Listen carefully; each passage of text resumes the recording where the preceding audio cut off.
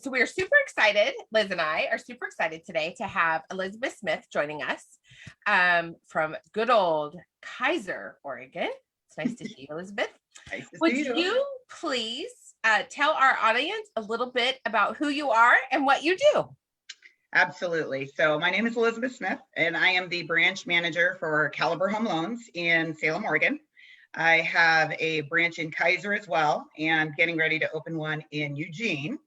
I have approximately 17 employees, of which kind of cracks me up a little bit. I actually two start on Monday, and I was joking around with my management because I have actually hired several guys, and I have historically had a huge ratio of women working for me. So now I'm actually going to have some gentlemen to offset that ratio. Look at you go. Yeah, I'm very excited. We've been really, having to work from home for the last year and a half. Technically, we reopen our offices this coming Monday, and I actually am blown away that we've grown instead of losing people to other companies and such. And obviously we're going through a merger right now. Well, we will be here in a few months, but it's amazing because people are still interested in this industry and they want to learn in this industry. So I'm very excited about that. In addition to that, on my spare time, I am the Keizer City Council president, and I am a board member on the Detroit Lake Foundation, which is focused on rebuilding the city of Detroit after the wildfires. That is amazing. Having fun. So we're going to dive right in with what Liz wanted to talk about. So go, Liz. So I wanted to talk about how you're like this interesting case study for Missy and I in a way, because you've kind of been along your journey for quite some time now. Yeah. So I just want to say that we knew each other distantly and had met in the past, like years ago, like 2013 or something. And then I was working for a company called Lone Star and was recruited to Caliber with an entire group. And that's where you and I came to work together. And I was the Salem branch manager and you were the sales manager. And there's a couple things there to unpack. And that's when you're recruited into a company and there isn't enough homework done on where they're placing you. Nobody really did it meanly, but it just didn't work out. And you were the woman for the job to be the manager in Salem at the time. And there was no doubt in my mind when once I got there that you were the woman that needed to be there. And the whole thing that I knew in my heart was that Elizabeth Smith already was running this show. What was I doing here, right? Yeah. In our relationship and me stepping down from branch manager and moving on to Albany and just telling our bosses, this is what's happening and Elizabeth's going to be manager now and that happening. And how we as women have to say and stand in our truth and say, you put me here, this wasn't a good fit. There was a woman that was already doing the job that you didn't recognize and she needs to be recognized. And I want to say that you've killed it. You have killed it as branch manager. Your branch is super successful. It's profitable. You immediately recruited people underneath you. You were always the woman for the job. And I just want to say congratulations because I knew it. Thank you. And honestly, it's that belief when someone actually says that to you. And I remember sitting in the airport with you on the way back from training and you looked at me and you said, don't panic or freak out, but I think they made a mistake and I think you should be doing this. Yep. And I just remember going, wow, that doesn't happen in corporate America. You don't get that kind of someone that is so confident as you are in yourself to go, you know what, I'm okay with this and this is what needs to happen. And that was so empowering for me to know someone believed in me, because at the time, we had the management had changed dramatically, and the people at Caliber that had brought me on were gone. Yeah. And all of a sudden we had like 3 new bosses. I knew nothing about them. And of course, they're, when a company comes in, they're going to take their people and put them where they want to put them, make sure they have that. And there was a moment where I was a little frustrated about it, but then it was kind of like, you know what, I believe everything will turn out for the best. And, and I just held on to that. I just figured, you know what, if this is the role that they think I'm going to be successful in, and I got her back and we're going to just go forward and rule the world. So when you said that, I just remember going, wow, really? Because I had been there for a while, and I thought maybe this just isn't where I'm supposed to be. Maybe a sales manager is the perfect role for me, and maybe doing reports and HR and all those things. Maybe that's just not my area.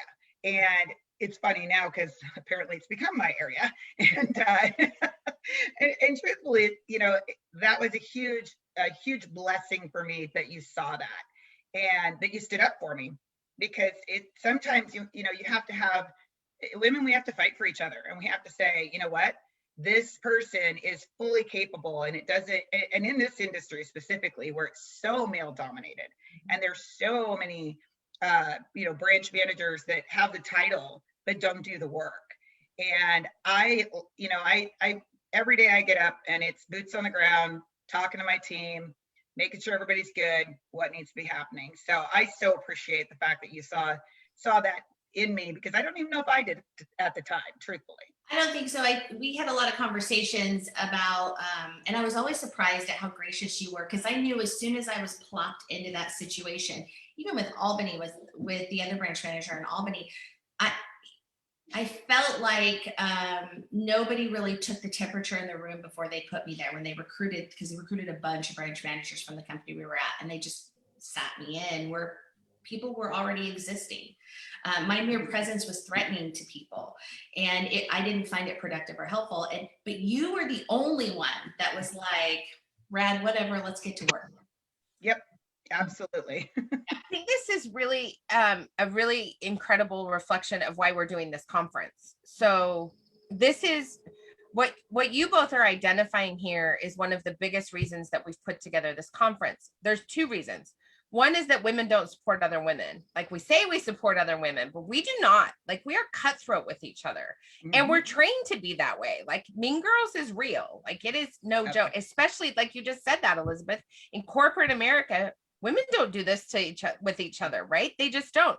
But the other reason is that as producers, women don't know what they don't know, right? Mm-hmm. And so part of the reason we really wanted to bring together this conversation with you today and also do this conference next winter is that we truly believe that if we can get a couple hundred producers in the room to learn about leadership, overcoming barriers, how to negotiate, to really listen to other women talk about how they can up level and shift, that it's going to change the mortgage industry. Absolutely. And quite frankly, Elizabeth, that's why people have been running away from this conference, because they're like, you're being too disruptive.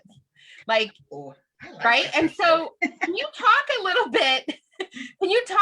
bit about why you think women producers in particular really struggle with finding their voice and being able to amplify their needs?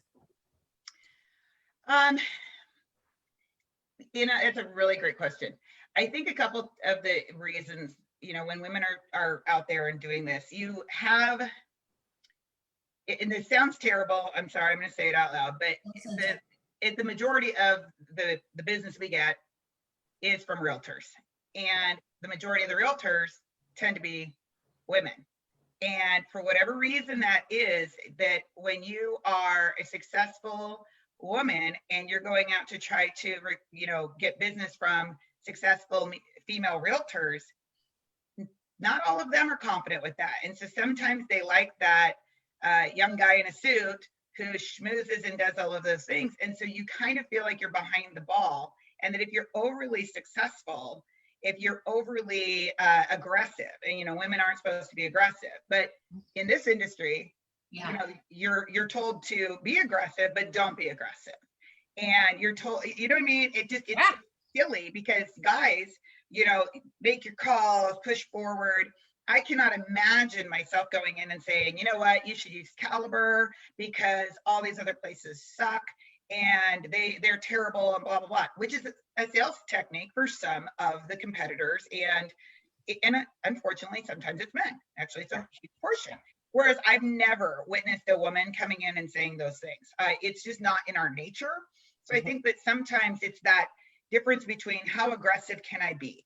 Can I be that driver? Can I be that person who runs it? And each woman as a producer, you're kind of running your own business. Mhm. And when you're running your own business, you have to be out there and be that person that's just going to go and get things done. Well, not everyone is comfortable with women being that aggressive and that leader in things. So I think that you have to remember that when you get up in the morning and you put that hat on, you're just as competent, you're just as capable as anybody else to go out there and do the work and be successful at it. And I've been blessed to watch a couple of the actually majority of them have been women that have worked for me for the last couple of years, and they have grown their business. They have grown their brand, and they have gotten more and more confident. And I'm proud of them. I'm so proud of them because they are becoming more and more fearless. And they deliver 5-star service. Like, this is a big thing too. They don't just go out and get the deal and close the deal. They know how to manage that deal. They know how to write up that deal so that at the end they get 5 stars. And that's critical. It's not just the numbers. It's not just throwing stuff at the wall and seeing if it sticks. They do it the right way. Yeah. And I love that. And I'm like, just don't be afraid of being aggressive because you deserve it just like anybody else. Mm-hmm. Yeah. Do you embrace the word aggressive now? What's that? You embrace the word aggressive now? I know. Well, you know what? That whole politics thing has taught me to be a little bit more aggressive. Well, and that's a whole other discussion. And I dug out the picture, by the way, of me and Missy with you at the country club, supporting you. So why don't you tell people what your other side gig is? Oh yeah, I love that so much. And I saw that and I'm going, oh my gosh, it does. And I remember talking with both of you at length and saying, they're recruiting me to run for Keizer City Council. And I remember you looking up from your desk and going, do it. I'm like, are you crazy? And you and I have tended to be on the opposite sides of the political spectrum. I just don't even use those labels anymore because I'm kind of like, all right, everybody's lost their mind. But we were always, we actually were agreed on so much more. And as a city councilor, when I got elected and got in there, that first year I spent a lot of time just listening and trying to understand the process. I think the biggest challenge on being in city council is exactly what we were just talking about. It's finding your voice. And when you're brand new to something and you're not, I've been doing mortgage lending 20 years. This is a whole other ball of wax. And it has been so eye-opening. But it's truly changed me as a leader at work. It's changed me as a person to be more competent and trying to understand the whole picture. A lot of the stuff that we deal with it's slow. And in the mortgage industry, you have 30 days to get stuff done. So I'm like, let's go. Okay, that needs to be fixed. Let's get it done now. I didn't understand that if you want something, you have to then instruct staff that you want to do this. Then they go and they work on it for 2 months. Then they bring it back and they have to tell everybody about it, 5 days ahead of time. And then you have to put it out to talk to the public. And it's 3 months later. And you're like, are you kidding me? So that has been a huge eye-opening experience.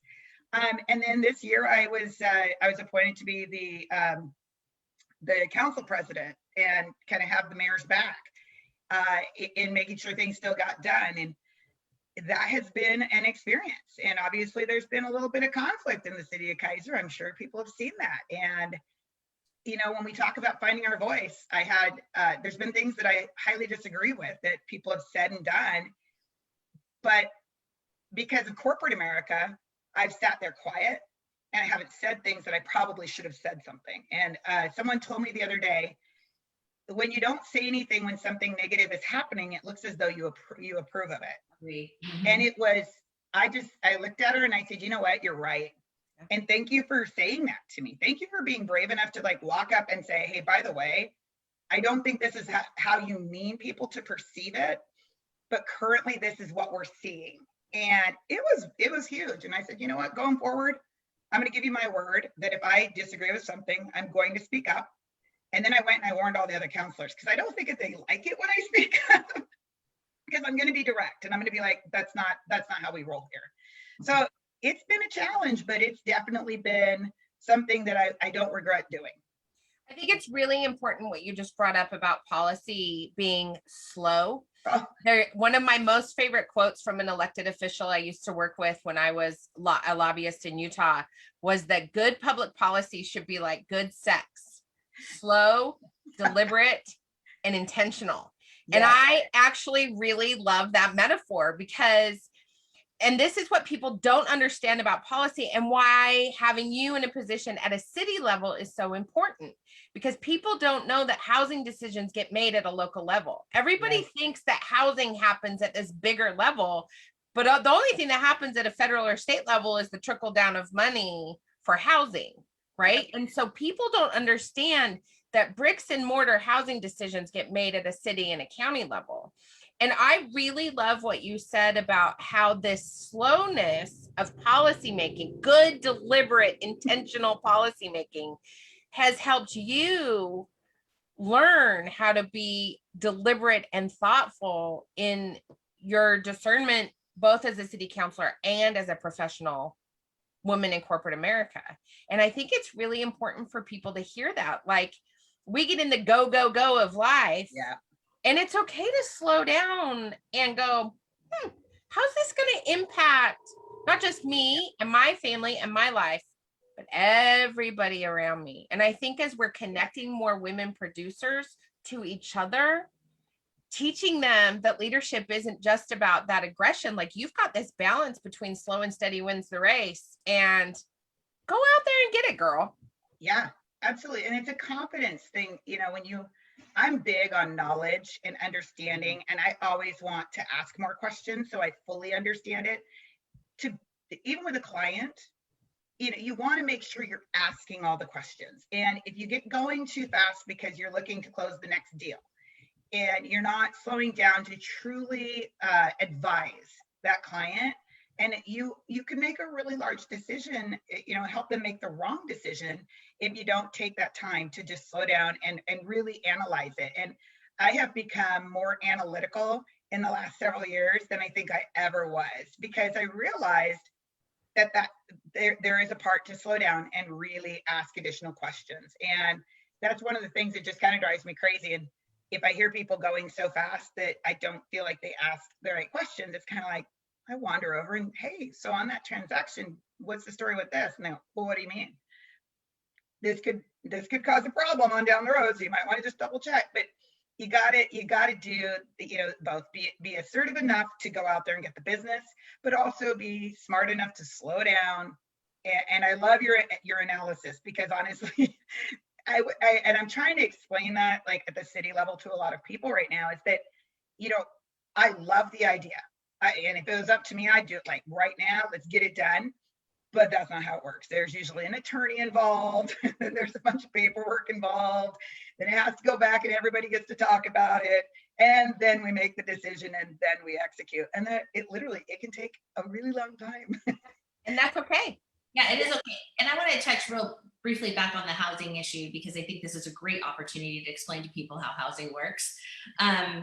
I was the campaign manager for the mayor in Albany as well. And one of the things that we realized when he was running his campaign is that the Planning and Zoning Commission was redlining projects that fit the planning and zoning guidelines for every city. And there was this not in my backyard kind of mentality, this anti-growth mentality that was happening for housing. And I think what we are seeing nationwide is every little community has contributed to this "I just want my town to stay small" thing. And now we have this this nationwide shortage of housing, because where do all those projects get green lighted? But in our communities, in our cities, in our counties. What have you seen in Keizer? Because Keizer's pretty progressive with the building, aren't they? Well, so in Keizer, we have kind of a different problem, where we have the city of Salem to the south. We have the Willamette River, to the west, and then we have I-5 to the east, and north is the best soil for farming. So we have not been able to move our urban growth boundary. We share it with Salem, similar to like what Eugene and Springfield went through. So we would have to get permission by the city of Salem to move our urban growth boundary to expand our housing. Now, our housing has not we don't have any room. I believe the last report I got was that there was enough room for like 400 more units. Oh. Yeah, there's nothing. So what we ended up doing was River Road goes right through the middle of Keizer. And about a year ago, after some studies and such, we rezoned the entire River Road and just certain areas, like major intersections, just a little bit off of each one of those, to multi-use. So because they had this, like, it looked like a quilt of pattern of just different zonings, and we really can't go any other direction. So we are going up. So River Road, they're looking at like building, and I think a couple projects have started now, but realistically what's going to end up happening is we have to build condos and things to go up to meet the guidelines. And the thing I didn't realize it till being on this, the state of Oregon tells you how many houses you have to build based on what they analyze you to your projected population. So it has been one of those, like, you can't really win. And then the biggest concern right now that I've had, and I was talking to the mayor about this, and we're forming a work group for housing specifically, a council work group to figure out how we are going to help people afford it. Because our average sales price went from $300,000 last year to $400,000 this year. And $100,000 increase, that's $500 a month just in principal and interest.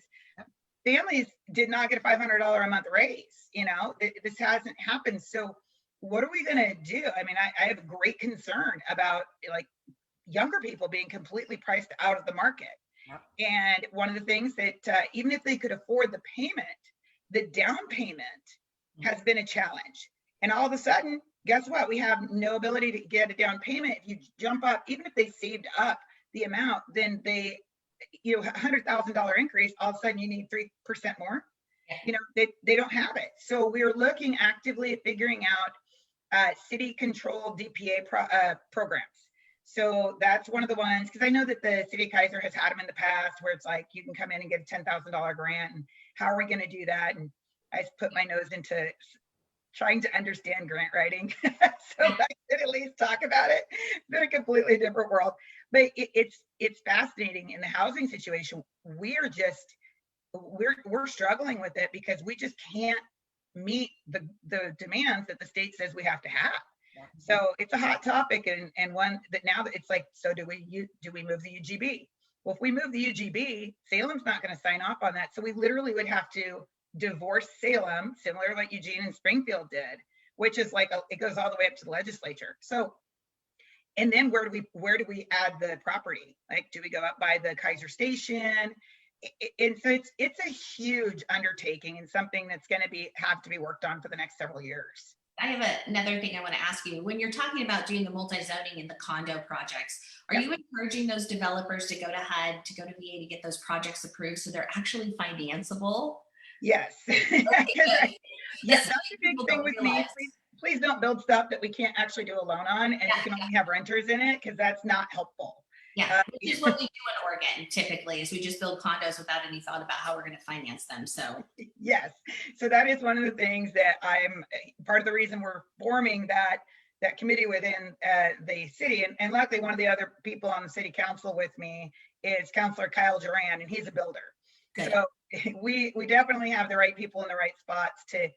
And this is the one thing I do love about being on council is historically it's always been people who've been have worked for the state or worked at the government level and have not been actual like entrepreneurs or in the areas that we need them to be in. And it's always frustrating when federal government makes laws for the mortgage industry and they never run it by us.